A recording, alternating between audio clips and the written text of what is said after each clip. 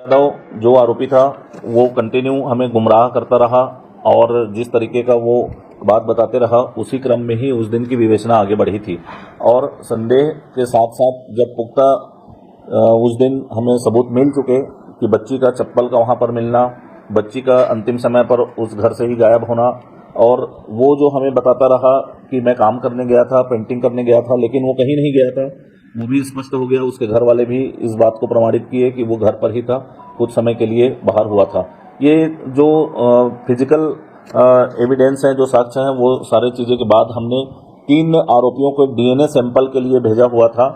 2 अन्य संदेही भी थे साथ में।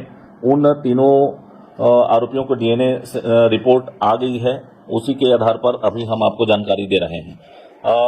जो पीएम के साथ करते हुए डॉक्टर की टीम ने जो बच्ची के शरीर से डीएनए के लिए सैंपल सुरक्षित रखे थे, उस सैंपल का मिलान 3 आरोपियों जो संदेही आरोपी थे उनके डीएनए सैंपल से मैच जब कराया गया है, रिपोर्ट अनुसार रिपोर्ट जो आई है उसमें डीएनए का जो सैंपल है वो सोमेश यादव का पाया गया, स्पष्ट रूप से प्रमाणित हो गया। तो जो पहला इसमें हमारा जो आरोपी जिसको मान के चल रहे थे, कराने के लिए भेजे थे, उनका किसी प्रकार का कोई मैचिंग नहीं हुआ।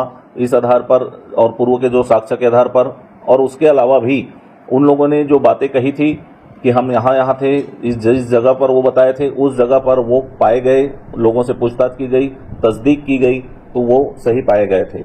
इस आधार पर उनकी जो संदेही जो अन्य थे उनका नाम स्पष्ट नहीं हो पाया।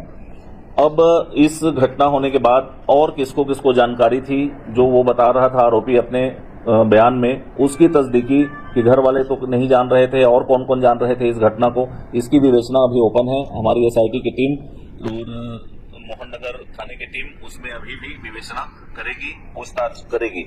इसके अलावा चूंकि ये मामला बहुत संवेदनशील है, गंभीर किस्म का है, पॉक्सो एक्ट के तहत इसमें कार्रवाइयां हुई हैं, तो इसमें बच्ची का नाम, न ही उसका चित्रण, न ही उसका फोटो, न ही उसके घर का अता पता और किसी प्रकार की कोई चीज देने में बंदिशें रहती है। लेकिन हमारे कुछ मीडिया के साथी उसको नाम जब चलाए हैं, उसके परिवार का भी नाम ओपन किए हैं, उनसे आग्रह है कि उसको समय रहते डिलीट कर लें। पॉक्सो एक्ट के धारा 23 के तहत ये स्पष्ट मीडिया के लिए भी उसमें प्रावधान है कि इस तरह के अगर किसी प्रकार के कोई कृत्य करते हैं तो 6 माह से लेकर 1 साल तक की सजा का प्रावधान है। तो हमारा आग्रह है कि अगर कहीं पर भी नाम उजागर किए होंगे तो उसको डिलीट कर सकते हैं, अन्यथा इस पर भी हम अलग से पृथक से जानकारी लेंगे। इसमें संवेदनशीलता के साथ बच्ची का नाम उजागर ना हो, इसका हमें ध्यान